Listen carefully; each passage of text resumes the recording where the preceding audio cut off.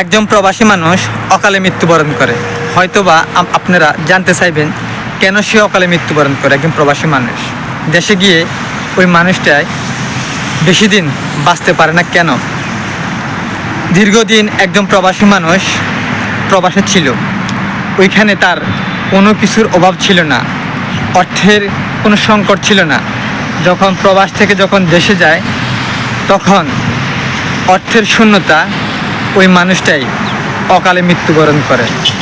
এটার রহস্য অনেক কিছু আছে, অনেক কিছু ব্যাখ্যা দেওয়া যায় এই কথার। আসলে আমরা অনেক মানুষ এই কথাগুলো জানি না।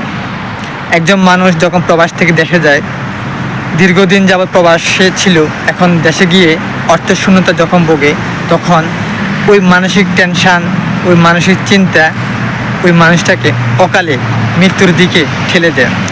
হয়তোবা পরিবারের